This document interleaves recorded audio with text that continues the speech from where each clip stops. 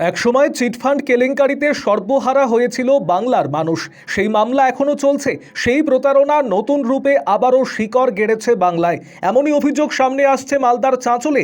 গরিব মানুষের কাছ থেকে টাকা আদায় করে সেই টাকা ব্যক্তিগত স্তরে খরচ করছেন এক বেসরকারি আর্থিক সংস্থার শীর্ষ পদাধিকারীরা। সাধারণ মানুষের টাকা আত্মসাৎ করে ব্যক্তিগত নামে জমি কেনার অভিযোগ মালদার চাঁচলের বারোগাছিয়ায় অবস্থিত একটি নিধি সংস্থার 3 পরিচালকের বিরুদ্ধে বিস্ফোরক অভিযোগ তুলে পুলিশ প্রশাসনের দ্বারস্থ হলেন ওই সংস্থারই প্রাক্তন ডেপুটি ম্যানেজার ওমর ফারুক সিদ্দিকী। গোটা ঘটনায় তীব্র চাঞ্চল্য ওই এলাকায়। যদিও টাকা আত্মসাতের অভিযোগ সম্পূর্ণভাবে অস্বীকার করেছেন ওই সংস্থার ডিরেক্টর সাদিকুল ইসলাম। মালদার চাঁচলের বঙ্গজীবিকা নিধি লিমিটেডের বিরুদ্ধে গুরুতর আর্থিক অনিয়মের অভিযোগ উঠেছে। সংস্থার প্রাক্তন ডেপুটি ম্যানেজার ওমর ফারুক সিদ্দিকীর অভিযোগ, ওই সংস্থায় কর্মরত অবস্থায় তিনি জানতে পারেন যে সংস্থার পরিচালক সাদিকুল রহমান, প্রসেনজিৎ সূত্রধর এবং হাসানুজ্জামান সদস্যদের কাছে জমাকৃত আমানতকারীদের টাকা অপব্যবহার করছেন। অভিযোগ, সেই অর্থ দিয়ে ব্যক্তিগত নামে জমি কিনছেন সংস্থার পরিচালক সাদিকুল রহমান। শুধু তাই নয়, নিধি সংস্থা পরিচালনার একাধিক নিয়ম লঙ্ঘন করা হচ্ছে। ফলে যে কোনো সময় সদস্যদের আমানতকারীদের টাকা প্রতারিত হতে পারে। সম্প্রতি চাঁচলের কান্ডারণে ঘটে যাওয়া আর্থিক প্রতারণার ঘটনার পুনরাবৃত্তির আশঙ্কায় তিনি চাঁচল মহকুমা শাসক এবং চাঁচল থানায় ওই সংস্থার ডিরেক্টরের বিরুদ্ধে লিখিত অভিযোগ দায়ের করেছেন। যদিও নিজের বিরুদ্ধে ওঠা যাবতীয় অভিযোগ অস্বীকার করেছেন সংস্থার ডিরেক্টর সাদিকুর রহমান। তার দাবি, সম্পূর্ণ অভিযোগ মিথ্যা এবং ভিত্তিহীন। আমাকে এবং আমার সংস্থাকে বদনাম করার চেষ্টা করা হচ্ছে। চাঁচলের বিজেপি নেতা দীপঙ্কর রাম বলেন, দুর্নীতি এবং প্রতারণার বিরুদ্ধে আমাদের সরকারের জিরো টলারেন্স নীতি রয়েছে। এই নিধি সংস্থার বিরুদ্ধে ওঠা অভিযোগে নিরপেক্ষ তদন্ত করে দোষীদের বিরুদ্ধে কড়া ব্যবস্থা নিক পুলিশ। পাশাপাশি সাধারণ মানুষের কাছে আবেদন, নিরাপদে অর্থ সঞ্চয়ের জন্য রাষ্ট্রায়ত্ত ব্যাংকেই রাখুন। আরও আপডেট থাকতে আমাদের ভিডিও শেয়ার ও ফেসবুক পেজটিকে লাইক করে ফলো করে দিন। আমার অভিযোগ যে আমি একটা কোম্পানিতে কাজ করছিলাম বারোগাছিয়াতে, বঙ্গজীবিকা নিধি লিমিটেড নাম। ওইখানে লাস্ট ইয়ারে ডিসেম্বর মাসে আমাকে ডেপুটি ম্যানেজারের পোস্ট দেওয়া হয়। ডেপুটি ম্যানেজারের পোস্টে থাকাকালীন আমি নোটিশ করি যে ওখানকার যে ওনার এখান থেকে টাকা নিচ্ছে, টাকা নিয়ে নিজের নামে জায়গা কিনছে। ওনাকে বলি যে টাকা পাবলিকের টাকা আছে, এটা ইউজ করা ঠিক না। এই কথাটা শোনার পরে ওটা বসি আমি ফেব্রুয়ারি মাসে 2 তারিখে। তার আগে কিন্তু জানুয়ারির 31 তারিখে আমি ডেপুটি ম্যানেজার থেকে রিজাইন করে দিই।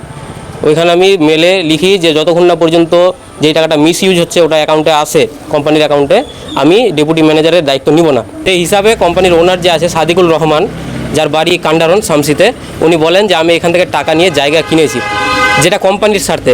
যখন আমরা কাগজ দেখি জায়গাটার, কিন্তু ওটা ছিল ওনার নামে, সাদিকুল রহমানের নামে। আমরা তখন প্রশ্ন তুলি যে আপনি যখন কোম্পানির স্বার্থে কিনেছেন তো আপনার নামে কেন? ওইখানে তিনি ভুল স্বীকার করেন এবং বলেন যে আমি 3 মাসের মধ্যে পুরো টাকাটাই দিয়ে দেবো জায়গাটা বিক্রি করে। জুলাই মাসের 13 তারিখে ওনার 3 মাস কমপ্লিট হয়ে যায়। আমি অফিসে যাই না, অফিস যাওয়া বন্ধ করে দিই এবং এই জিনিসটা নিয়ে আমি থানাতে এবং এসডিপিও স্যারের কাছে কমপ্লেন করি। বঙ্গজীবিকা নিধি লিমিটেড, এটা তো ব্যাংক না, এটা হচ্ছে একটা নিধি কোম্পানি, যেটা এমসিএতে রেজিস্টার করে, কোম্পানি রেজিস্টার করে এটা চালানো হয়। অ্যাক্টিভ কাস্টমার 2,500 থেকে 3,000-এর মতো আছে, যাদের টাকা এখানে জমা আছে এবং লোনও নিয়েছে এখান থেকে। প্রায় টাকার পরিমাণ কালেকশন মোটামুটি আরডি সেভিংস আর এফডি মিলিয়ে মোটামুটি 4 কোটির কাছাকাছি। আচ্ছা, সেখান থেকে কত টাকা সরানো হয়েছে? আমি যেটা হিসাব করি ওই সময়ে সেটা ছিল 60 থেকে 70 লাখের মতো। আর তার নাম কি? সাদিকুল রহমান। তিনি কি এই টাকাটা তুলে নিয়েছেন? ইয়েস, এটা টাকা তুলে নিয়ে তিনি নিজের নামে জায়গা কিনেছেন। কত টাকা তুলেছেন? 60 থেকে 70 লাখের মতো। মানে ভয়টা হচ্ছে যে এর আগেও অনেকগুলো নিধি কোম্পানি পালিয়ে গেছে, যেখানে সেম জিনিসই ঘটেছে। ওনার যে আছে কোম্পানির ওনার তো না, ডাইরেক্টর যিনি আছেন তিনি এখান থেকে টাকা নিয়ে অন্য কাজে লাগাচ্ছেন। যেখানে নিধির নিয়ম হচ্ছে, যেটা আপনার টাকা আসছে, আরডি হোক, সেভিংস হোক, এফডি হোক, ওই টাকাটা আপনাকে সেম মেম্বারদের মধ্যেই, মানে সেম পাবলিকের মধ্যেই, যাদের কাছ থেকে নিয়ে আসছেন ওদের মধ্যেই আবার টাকাটা লোন দিতে হবে, লোনে কাজে লাগাতে হবে। কিন্তু লোন ছাড়া অন্য কোনো বিজনেসে, আদার্স বিজনেসে লাগানো যাবে না। কিন্তু এইখানে ঘটছে আলাদা জিনিস। প্রত্যেকটা কোম্পানির নিয়ম আছে, নিয়ম অনুসারে সেই চলছে না। যতগুলো কোম্পানি পালিয়েছে তাদের শেষে একটাই জিনিস এসছে, যে যারা মালিক আছে নিজের নামে জায়গা কিনেছে, প্রপার্টিতে ইনভেস্ট করেছে, সেটা হচ্ছে নিজের নামে। এবার তাহলে কি মনে করছেন, এখানে কি তাহলে একটা প্রতারণা হওয়ার একটা সম্ভাবনা? অবশ্যই, যেটাকে আমি আগেই ধরে নিয়েছি এবং ওটার বিরুদ্ধে আমি আওয়াজ তুলছি। এখন আমি চাইছি এই জিনিসটা তদন্ত হোক, প্লাস যেই টাকাটা গেছে সাদিকুল রহমানের নামে, যেটা জমি আছে, ওই টাকাটা যেন কাস্টমারের পাই।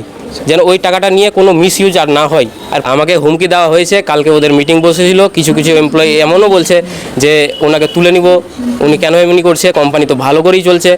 আমি প্রত্যেকটা পাবলিককে বলতে চাইবো এটাই যে আপনারা আরবিআই রেজিস্টার্ড ব্যাংক ছাড়া অন্য কোনো জায়গায় আপনারা ইনভেস্ট করবেন না। এই সব যত কোম্পানি আছে তাদের কিন্তু উদ্দেশ্য একটাই, যে 12-13 কোটি টাকা হবে, জমা হবে, ওটা নিয়ে উধাও। প্রথমে বলি, উমর ফারুক সিদ্দিকী যে আছেন উনি আমাদের সাসপেন্ডেড এমপ্লয়। গত 16 তারিখে ওকে সাসপেন্ড করা হয়েছে। শুনেন, যেগুলো হচ্ছে কোনো কিছু যদি হয় তো যা হচ্ছে আপনার অফিসটা দেখছেন, এটা কাস্টমার বেসিস। আমরা যেগুলো ইনভেস্ট করি সেটা হচ্ছে যেগুলো ফান্ড আছে সেগুলো আমরা কাস্টমারকে দিই, রিটার্ন করি। তো সেই টাকা কি আপনারা অন্য কোথাও লাগিয়েছেন, জমি জায়গা কেনার কাজে, বিশেষ করে আপনি? না না, আমি কেন লাগাবো? তাহলে আমি পার্সোনাল, এটা তো আমার পার্সোনাল প্রপার্টি না। উনি যে অভিযোগ করছেন না, পুরোপুরি মিথ্যা এগুলো। এবং তার প্রমাণও আছে তার কাছে যে বিভিন্ন সময় আপনি টাকা তুলেছেন, 5 লাখ, 10 লাখ, না। 20 লাখ টাকা কিন্তু তুলেছেন। শুনেন, যেহেতু আমি ডিরেক্টরে আছি, হ্যাঁ। ঠিক না? হ্যাঁ, আমি আজকে যদি কোনো জন কমে যায় সেটা আমার দেওয়ার দায়িত্ব হচ্ছে আমারই। আজকে অফিসে আছে, হয়তো কোনো দিন ডাকাতিও হতে পারে, সেফ সব থেকে বেশি সেফ তো আমি, সব থেকে বেশি সেফ তো আমি, ঠিক না? একটা এত বড় অফিস চলছে, সব স্যারেরা তো ঠিকঠাকভাবে কাজ করছেন, সব স্যারেরা ঠিকঠাকভাবে কাজ করছে। এরকম যদি কোনো অফিস থাকতো, স্যারেরা কি থাকতো? কেউ থাকতো না। এদেরকে ফাঁসানোর চেষ্টা করছে, হ্যাঁ, বদনাম করার চেষ্টা করছে। কি উদ্দেশ্য থাকতে পারে এই বদনামের? হয়তো আমাদেরকে ব্ল্যাকমেল করছে, ব্ল্যাকমেল করে হয়তো টাকা হাতিয়ে আবার কোনো কিছু ব্যবস্থা থাকে, পরিকল্পনা থাকতে পারে। প্রশাসনের কাছে একটা কমপ্লেন হয়েছে।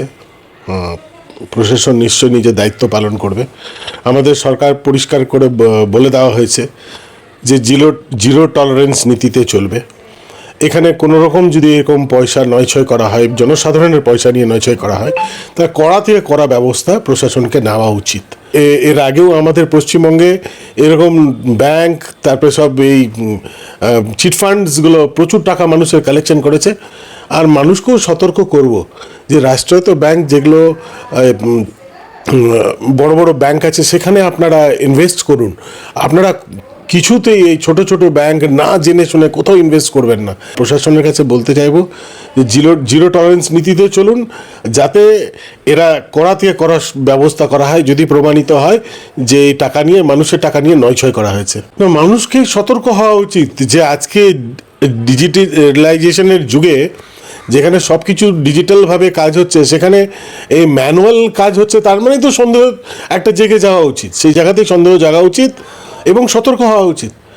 আজকে যা ট্রানজ্যাকশন হবে সেই ট্রানজ্যাকশন যাতে সব জায়গা থেকে দেখা যায়। একটা অ্যাকাউন্টে ট্রানজ্যাকশন করলে সেই অ্যাকাউন্টের ট্রানজ্যাকশন যাতে আমরা ডিজিটালি দেখতে পাই, আমরা ব্যাঙ্ক অ্যাকাউন্টে অ্যাপসের মাধ্যমেও দেখতে পাই যে আমার টাকা কত টাকা আছে।